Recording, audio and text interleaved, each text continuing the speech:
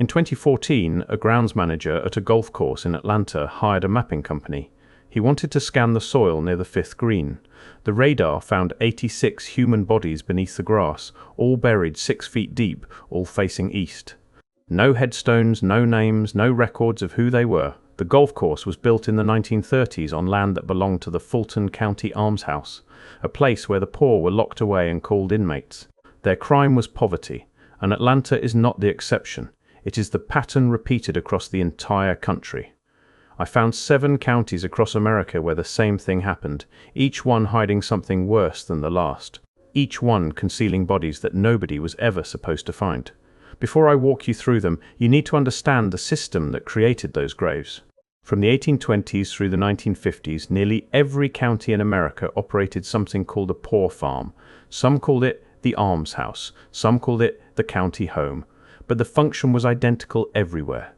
If you were poor, mentally ill, elderly, orphaned, disabled, or simply inconvenient, the county could send you to one of these places. You would live there. You would work there. You would be classified not as a resident or a patient, but as an inmate. The federal census recorded these people with a single word in the occupation column: pauper. And in 1880, the government created a special census supplement with a title that tells you everything about how this country viewed its most vulnerable citizens. It was called Schedules of Defective, Dependent, and Delinquent Classes. That is what they named the document that counted the poor. But before the poor farms even existed, there was something worse. Public auctions. Towns across New England held events called vendues, where families who could not support themselves were put up for bid. The lowest bidder won the pauper's labor in exchange for food and shelter. In March of 1825, a single mother and her 4 children were auctioned in Manchester, New Hampshire. They went to 5 different homes. At one recorded auction, an elderly black man was sold to a farmer for $11. A disabled girl was handed to a man the newspaper called a hard-looking mountaineer for 60 cents per week.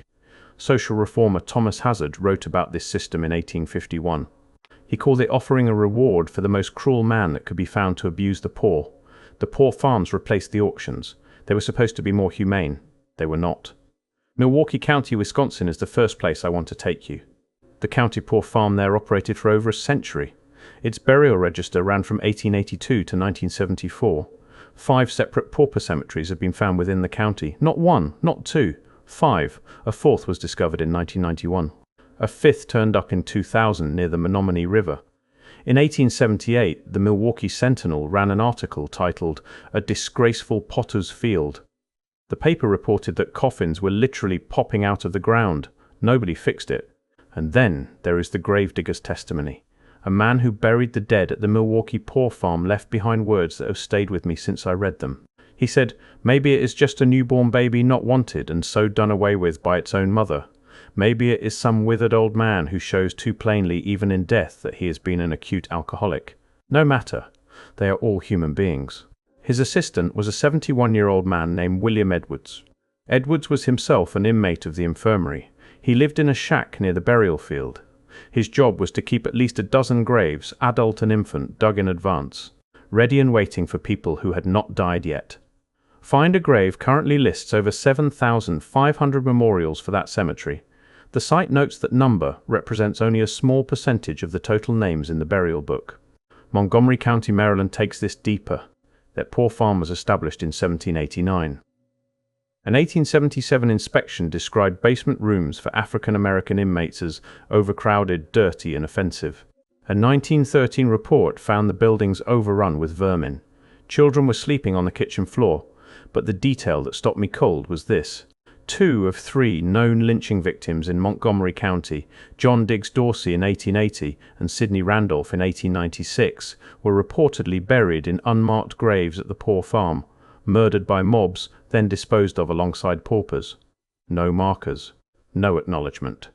In 1981, when developers converted the former farm into the Oaks landfill, they found more unmarked graves.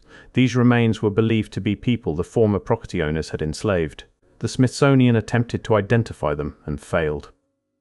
In 1987, National Park Service archaeologists moved 60 to 70 additional graves. And right now, the Maryland State Highway Administration has proposed widening Interstate 270 directly through the former poor farm grounds. They are still trying to determine where all the bodies are. Now back to Fulton County, Georgia. Chastain Park. That golf course. In 1911, Fulton County opened 2 almshouses on West Yucca Road segregated by race. The White Almshouse is now the Galloway School, a private institution listed on the National Register of Historic Places. The African American Almshouse is now the Chastain Arts Center. Children attend classes in one building. Artists display work in the other. Neither advertises what it used to be. When the grounds manager hired Len Strozier of Omega Mapping Services to run that radar survey in 2014, Strozier found the 86 graves near the 5th green. He noted the bodies were arranged in 2 distinct groups, separated by a gap that was once a road dividing the burial sites by race. The white graves were placed on the eastern side. The surveyor explained this was so they would be closer to the front of the line when Jesus returned in the eastern sky. Segregated in life, segregated in death, segregated in the resurrection they were promised but never saw. Only one person buried there has ever been identified, a 70-year-old man named L.H. Evans who died in 1922. Everyone else is unknown. Monroe County, New York, Rochester. This is the one that made me sit with this research for 3 days before I could write about it. Highland Park in Rochester is famous for its Lilac Festival. Thousands of people visit every spring to walk through the gardens.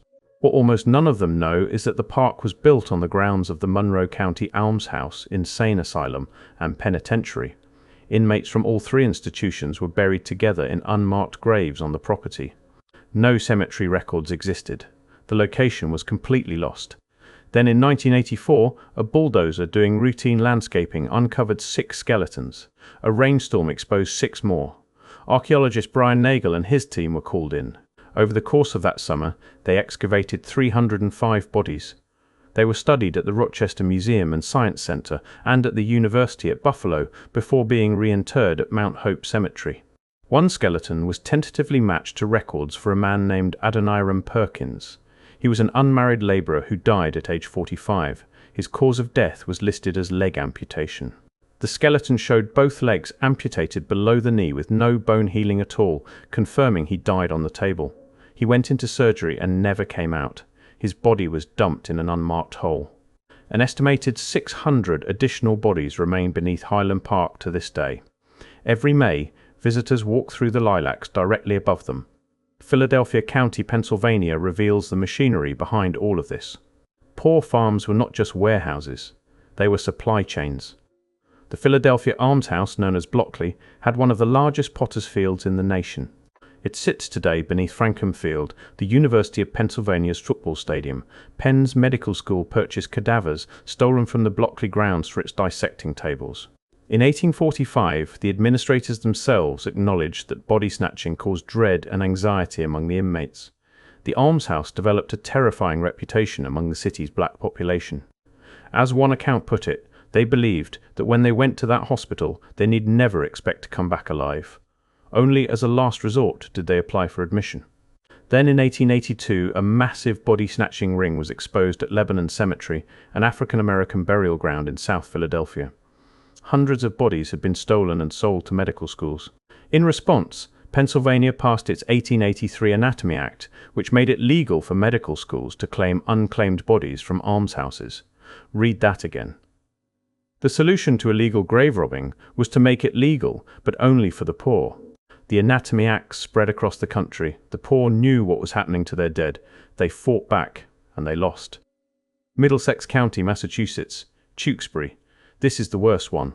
In February of 1876, a 10-year-old girl named Anne Sullivan was delivered to the Tewksbury State Almshouse with her younger brother Jimmy. She was partially blind from a bacterial infection called trachoma. He had tuberculosis. Within 4 months, Jimmy was dead. Sullivan spent 4 years inside Tewksbury. She later described it as indecent, cruel, melancholy, and gruesome. In 1880, during an inspection visit, she threw herself in front of state official Franklin Sanborn and begged him to let her go to school. He did. She transferred to the Perkins School for the Blind. She eventually became Helen Keller's teacher. That is the version of Anne Sullivan you know. Here is the version they left out. In 1883, Massachusetts Governor Benjamin Butler accused Tewksbury management of trading in the bodies of dead paupers and transporting them for profit to medical schools. He also accused them of tanning human flesh to make shoes and other objects. A Harvard Medical School graduate named Dr. John Dixwell testified before the investigation committee. He said he personally witnessed several hundred bodies of infants brought to the school for dissection each year. The bodies were obtained from a man named Andrews for $3 to $5 each. Andrews told him the bodies came from the Tewkesbury Almshouse. Some of the dissected infants showed signs that they had died from starvation. The governor charged that 150 to 250 infant corpses were sold to medical institutions every single year. A former inmate named Eva Bowen testified that she believed a doctor at the facility killed her newborn son with morphine. A night watchman named Charles Dudley testified that the superintendent told him, aside from a building being on fire, "Do not notice too much." That sentence is the entire philosophy of the American poorhouse compressed into 9 words.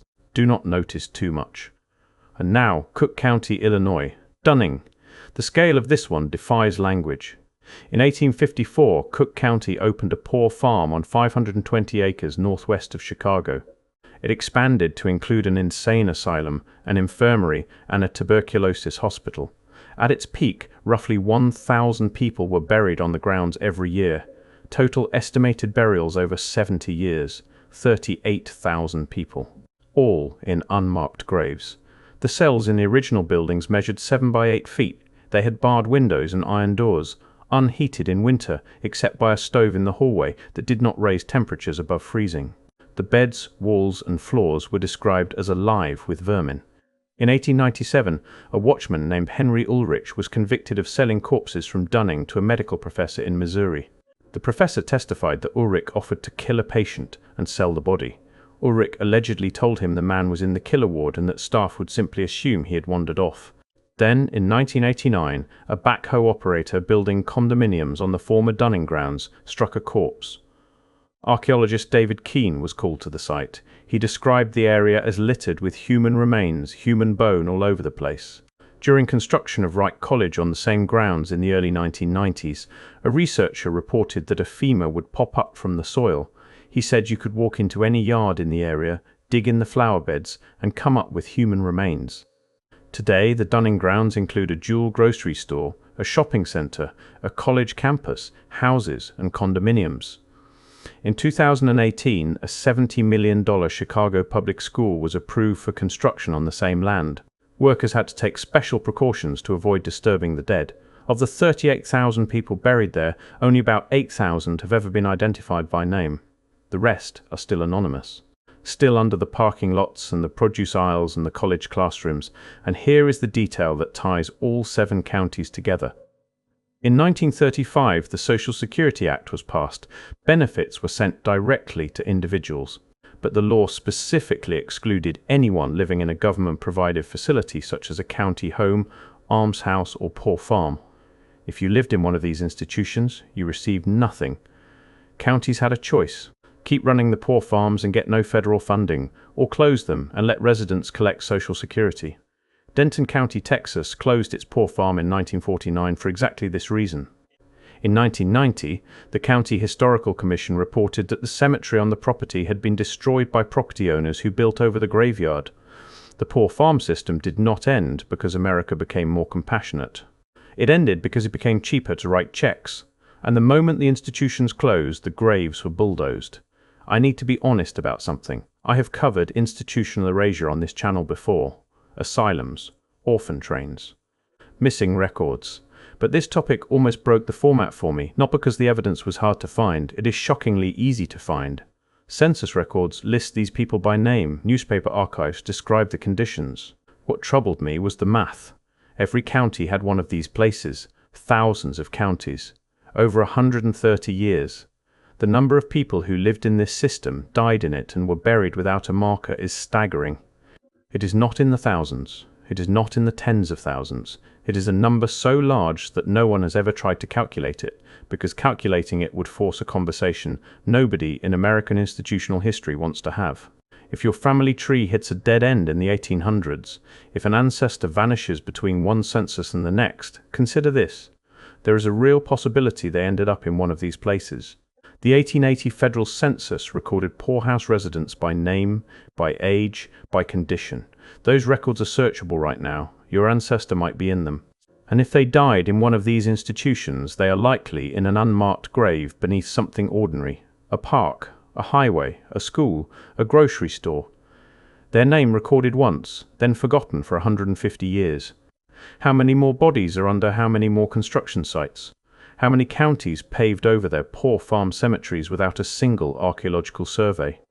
And the question underneath all the other questions: when a country decides that certain people do not deserve to be remembered, what does that tell you about the country you inherited from them? The radar keeps finding what it was never supposed to look for, and every time someone breaks ground in a county that once had a poor farm, there is a chance they will hit something no one accounted for. Not because the bodies were hidden, but because no one ever thought they were worth finding.